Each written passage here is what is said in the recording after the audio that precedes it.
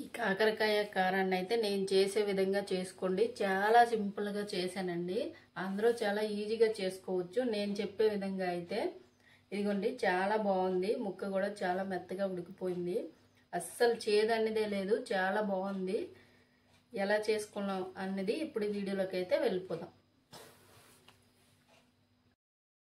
Hi అండి, ఈరోజైతే కాకరకాయ కారం అయితే చేయబోతున్నాను. దానికోసం అయితే కాకరకాయలు అయితే తీసుకొని చిన్న చిన్న ముక్కలుగా అయితే కోసుకుంటాను. ఇదిగోండి కాకరకాయలు అయితే ఇలా అయితే కోసుకున్నాను. ఇదిగోండి లోపల గింజలు కూడా తీసాను. ఈ సైజులో అయితే అన్ని కోసుకున్నాను. ఇప్పుడైతే ఇవి నూనెలో మగ్గించుకోవాలి. దీనికి స్టఫింగ్ కూడా రెడీ చేసుకోవాలి. ప్రాసెస్లోకి అయితే వెళ్ళిపోదాం. ఇదిగోండి కాకరకాయ కారంకి అయితే ఇప్పుడైతే స్టఫింగ్ అయితే రెడీ చేసుకుందాం. దానికోసం ప్యాన్ పెట్టుకొని దానిలో ఫస్ట్ మనం జీలకర్ర వేస్తున్నాను.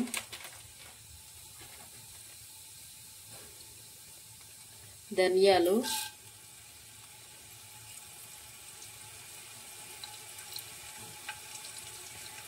శనగపప్పు,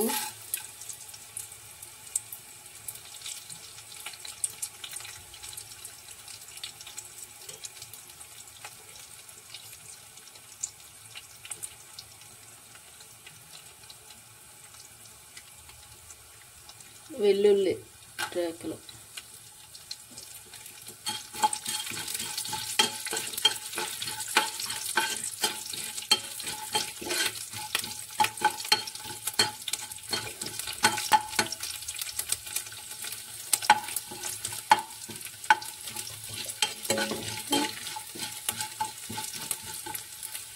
ఇప్పుడైతే ఎండుమిర్చి,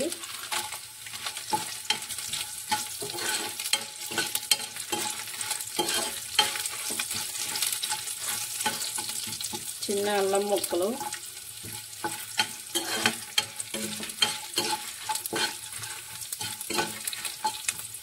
ఒక పెద్ద సైజు ఉల్లిపాయ,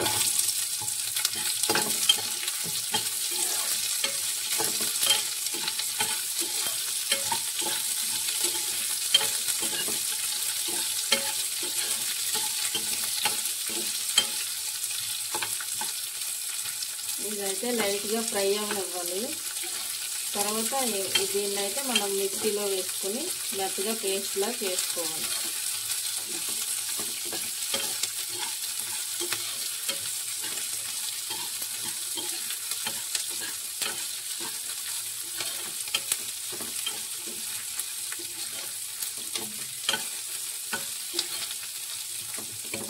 ఇంతేనండి. ఇప్పుడైతే ఇది తీసేస్తాను. ఇదిగోండి మళ్ళీ కొంచెం ఆయిల్ అయితే వేసుకున్నాను. ఇప్పుడు దీనిలో మనం కాకరకాయ ముక్కలు అయితే ఫ్రై చేసుకుందాం.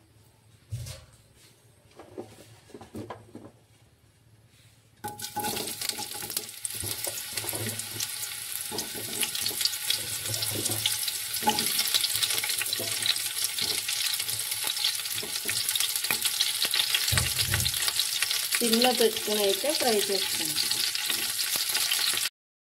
ఇదిగోండి మన కాకరకాయ ముక్కలు అయితే మగ్గిపోయాయి. ఇప్పుడైతే స్టఫింగ్ అయితే మిక్సీలో వేసుకుందాం. ఇలా మగ్గిపోతే చాలండి. ఇప్పుడైతే నేను స్టవ్ అయితే ఆపేస్తాను. ఇదిగోండి ఇదైతే చల్లారిపోయింది. ఇప్పుడైతే మిక్సీలో వేస్తున్నాం. దీంతో పాటు కొంచెమంత కరివేపాకు, చిన్న చింతపండు, ఇదిగోండి చింతపండు కూడా వేస్తున్నాను. దీనిలో కొంచెమంత ఉప్పు వేసి మెత్తగా గ్రైండ్ చేసుకోవాలండి. ఇదిగోండి మన స్టఫింగ్ అయితే రెడీ అయిపోయింది. ఇప్పుడు కాకరకాయల్లో ఈ స్టఫింగ్ పెట్టేద్దాం. అయితే ఈ మసాలా పేస్ట్ని ఇందులో అయితే వేసేస్తున్నా. వేసి అంతా మొత్తం కలుపుకోవాలి, అన్ని ముక్కలు పెట్టేలాగా.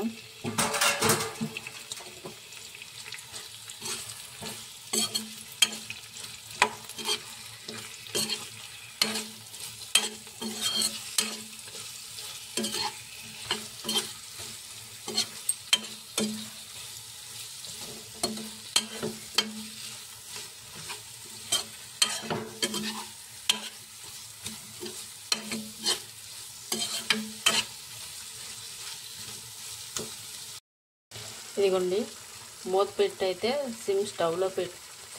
సిమ్లో పెట్టుకొని స్టవ్ అయితే మనం మూత పెట్టుకొని అయితే మగ్గించుకోవాలి. స్టవ్ అయితే సిమ్లో పెట్టుకోవాలి, లేకపోతే మాడిపోతుంది. ఇప్పుడైతే మూత పెట్టేస్తాం. అయితే చూద్దాం మూత తీసి. ఇదిగోండి ఆయిల్ పైకి తేలుతుంది కదా.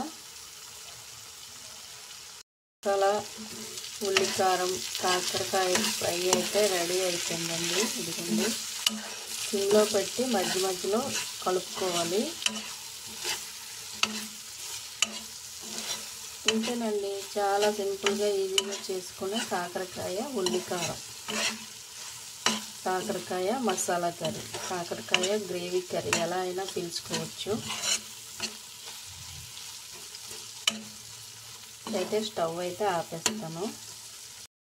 ఇదిగోండి ఇంతేనండి, మన కాకరకాయ కారం అయితే చాలా సింపుల్గా ఈజీగా అయితే చేసుకున్నాను నేను. నా స్టైల్లో అయితే నేను ఎప్పుడైతే ఇలా చేసుకుంటానో ఎంతమంది ఇలా చేసుకుంటారండి. చాలా ఈజీ ప్రాసెస్ అండి ఇది. టేస్ట్ కూడా చాలా బాగుంది, అస్సలు చేదు లేదు. మా పిల్లలు అందరూ తింటారండి, అంత ఇష్టంగా అయితే తింటారు. ప్లీజ్ మా ఛానల్ని అయితే సబ్స్క్రైబ్ చేసుకోండి.